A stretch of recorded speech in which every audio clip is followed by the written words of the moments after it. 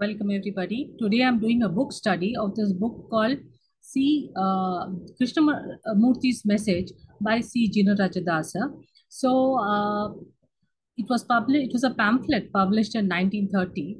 Here in the picture on the rightmost, you see C. Jinarajadasa. He was the president after George Arundel in 1945 when he took up the president of of being the Theosophical Society, and in the middle, of course, you see Krishnamurti. So it's very interesting because Theosophists often feel conflicted over working for the society and the message of Krishnamurti. Of course, Krishnamurti talked against being part of any associations or any sort of institutes or anything which is of a religious sort, and he talked completely a different line of teaching. So how did C. Rajadasa sort of accomplish this task of sharing the message of Krishnamurti while not being away from the society?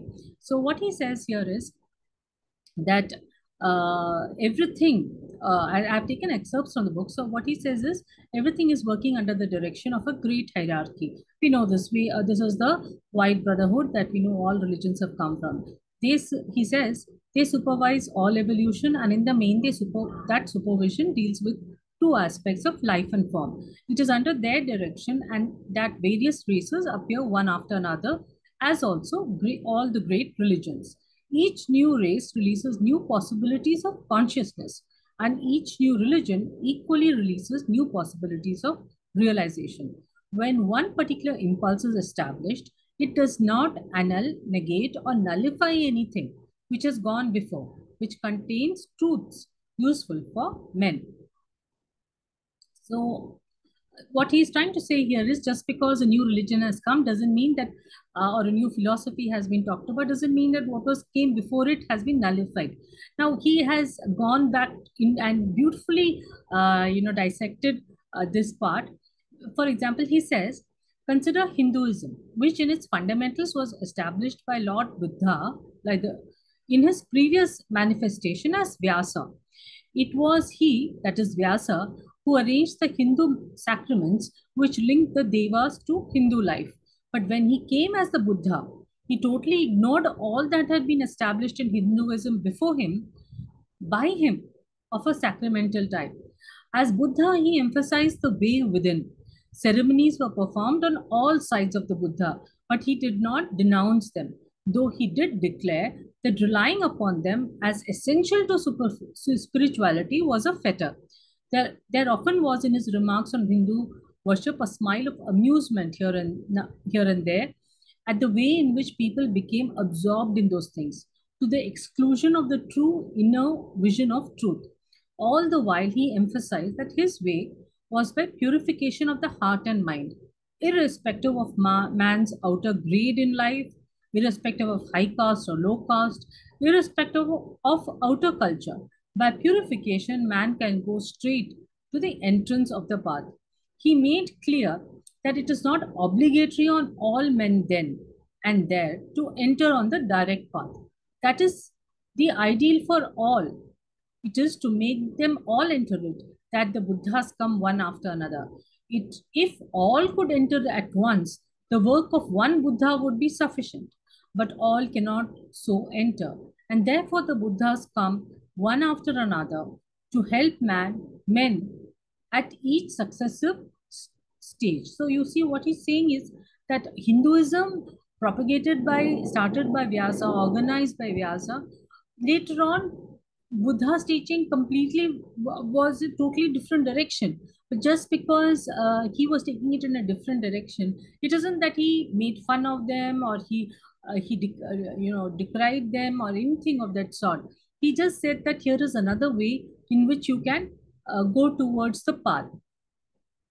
A few centuries later, there came his successor, that is Buddha's successor, Sri Krishna. Then a completely new type of teaching was given, which the Hindu consciousness had not known before. This was the truth as to bhakti, the realization of blessedness through devotion to God as Sri Krishna. And this new teaching was rather revolutionary. It seemed in a way to sweep aside all the hierarchies of the devas and the priests and their ceremonies and the caste system too, for all could be saved by bhakti. Once again, a teaching was given to all. For Sri Krishna said, all who have faith in me shall come to liberation through me.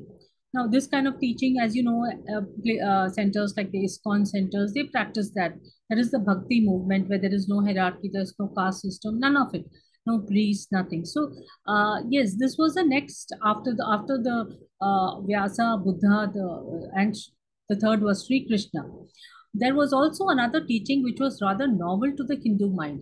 It was a teaching that if a man could live doing his work with no thought of fruit or reward, the karma of his action would not return to him, but would go, as it were, to the karma of God. The karma-lessness, which is implied in the teaching of the Gita, was indeed a novel and revolutionary idea at that time. Now, when Sri Krishna came and gave the message of devotion, Buddhism had hardly come to its climax in India as a religious influence. Are we to presume that the work of Buddhism was over?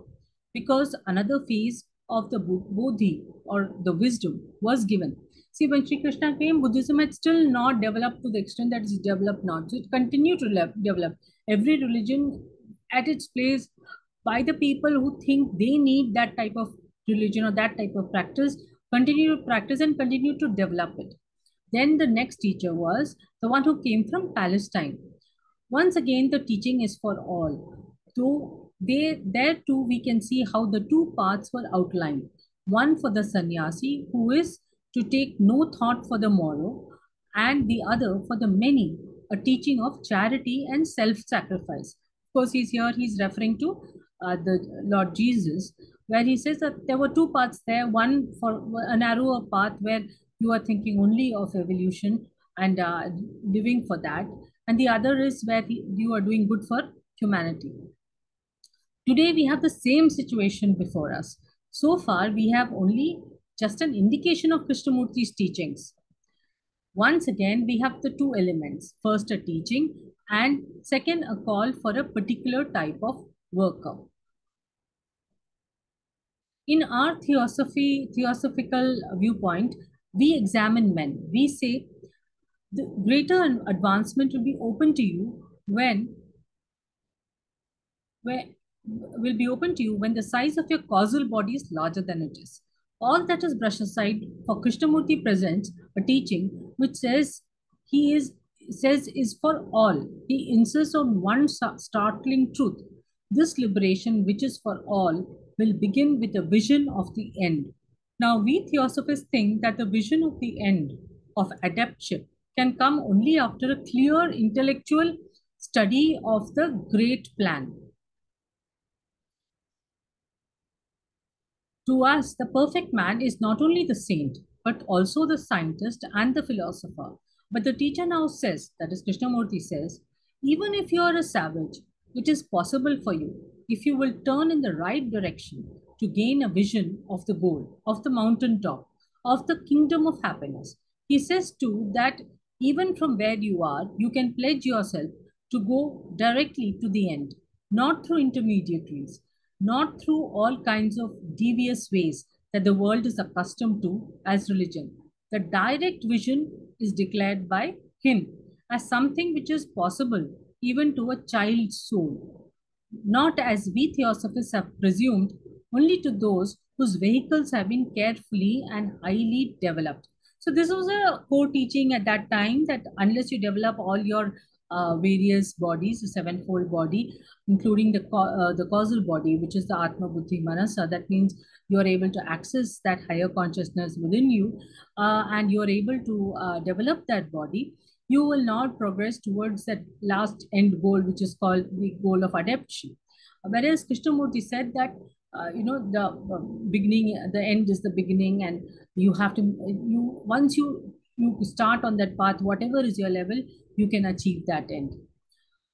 And he also said that rely only upon yourself, not upon external aids such as ceremonies, not upon any teacher outside of yourself, nor seek any happiness in any object outside of yourself. There is further one very striking teaching given by him, which is that if you have the direct vision and begin to tread the direct way, your karma becomes different, for you become karma-less. There is one thing which Krishnamurti does. He challenges each one of us to examine ourselves. He asks, what have you, with your phrases, with your labels, and your books, achieved? How many people have you made happy, not in the passing things, but in the ways of the eternal? Have you given the happiness that lasts, the happiness that is never failing, the happiness that cannot be dimmed by a passing cloud? In what way have you created a protecting wall so that people shall not slip into pitfalls? How far have you built a railing along that deep river into which every human being is liable to fall? How far have you helped these people who want to climb? How far has it been your ambition to lead someone to that kingdom of happiness, that garden where there is unchanging light, unchanging beauty? But if you are all these things, have you saved one from sorrow? Have you given any, have any of you given me happiness, given happiness to the ordinary person? Have any of you given me the nourishment of heaven when I was hungry? Now, in this work of Krishnamurti, our response as Theosophists and occult students will no doubt first be that we will help the Lord's work. We feel that the old dispensations are still part of God's plan. We feel that God's plan is in them. And therefore, we cannot drop everything of the past to help the Lord in his new type of work. We will all help with our sympathy, with our aid. And lastly, one piece of advice I can wholeheartedly give you: read and reread everything that Krishnamurti writes. Read not once, but half a dozen times. Read when you're well, read when you're ill, read when you're miserable, read when you're happy. The same thing, and you will find new light, new truths will come. So, what he's saying here is that just because we have new teachings, it does not mean that the direction that was given as a new path for humanity in the form of Theosophical Society is null and void, that we can still continue to work for that. But at the same time, he says that read Krishnamurti because he helps you to examine your own self. So it's that what he's basically saying is that we don't have peace within ourselves. So unless we are in peace, that is, unless we live in order, we remove the disorder within ourselves, we cannot create order outside. Now, he continues to say, we are all, of course, all of us confronted with the difficulty that in occultism we have to believe a great deal. Most of us have no psychic vision, nothing at least very definite and dependable. And so we cannot say that we know this and the other thing concerning occultism. So, like he says, and this is another problem that all theosophists have, like I have, at least I definitely have, which is that I have no proof of all the teachings of theosophy. I mean, the sevenfold path and the lives after death, all the other aspects. A part of karma and rebirth is logical to me. I don't seek proof for that because I can see that in my life. But the differences in our births is due to karma. The different things that happen to us is also due to karma. And that the only fact that only reincarnation explains the differences between each person's life. One person is born with money. One person has to work all their life for a very little amounts of money. So why the differences?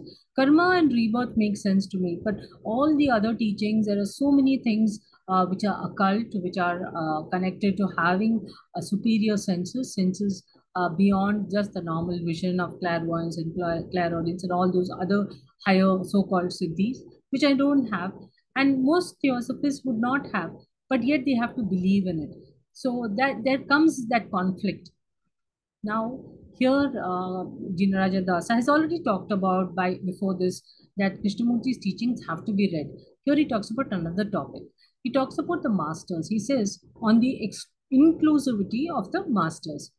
We are not inclusive enough because we go about placing labels. See, here he is referring to the fact that we easily label Krishnamurti as part of a Krishnamurti Foundation, his teachings as part of being another organization. Here, then again, we also say he went away from the society. many people do not know that he never really went away. In fact, he had rooms in the headquarter hall built by him for him by Annie Besant. He had his things there, and he used to come there while Annie Besant was alive. But once she passed away, at one time when he had come after her death, he found all his things in various suitcases kept outside the room, and the room was locked.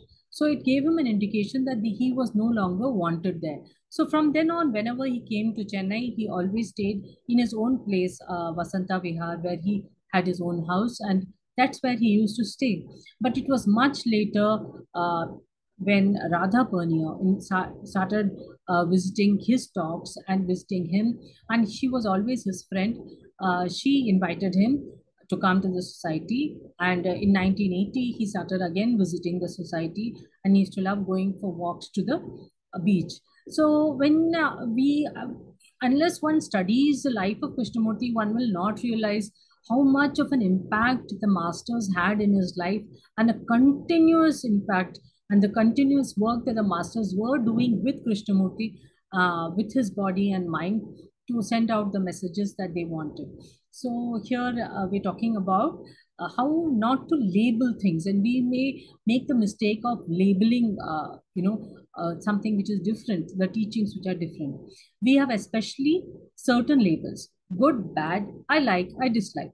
We are always sorting things out in life, with the result that there is a tendency in us to give a secondary place to the things which are not personally agreeable to us. But to the master, everything, good or bad, is worthy of understanding. To him, there is no evil which is to be excluded from his life. Everything within the world is the life of the one existence, and the evil needs has as much to be scientifically examined and accepted as the good. Hence, the detachment of the master, a detachment which brings about brings an inclusive attitude which enables him to be effective. We can be so intensely like the masters in their daily life, in their spirit of brotherhood, in their spirit of idealism, in their inclusivity, that we know beyond every shadow of doubt that they exist. So that is the end of this talk, and I hope you find this useful, because a lot of us might be very, very conflicted when we read Krishnamurti's teachings, and have to continue performing our role, our volunteer work, our contribution to the Theosophical Society, and sometimes might feel to move away from the society would be the right thing, because we are so, so taken with Krishnamurti's teachings. But what we need to realize is we shouldn't depend on the society for who we are or what we do. We do the work of the society because someone has to do it. Very few of us are there, so someone has to do it. Secondly, the thing is that we must continue to read Krishnamurti's teachings, because they are the latest offering, and they are the most helpful for the most advanced of men. If you think about if you see that behind this, all the religions that have come, each religion has been a sort of improvement on the previous. It has also developed certain other aspects of human nature. And when we talk about the causal body of an adept, we know that every aspect of him is fully developed, including something like devotion. So it's not like the aspect of bhakti does not need to be there in a theosophist. All of, if you think about it in that way. But if here we are thinking about here, at least I am thinking about it in terms of how do I apply Krishnamurti's teachings in my life, and how do I understand it with clarity. So from that perspective, this book, Krishnamurti's Message by C. Jinarajadasa, is very useful, and I'm really grateful that he wrote it. So thank you so much, and thank you for watching.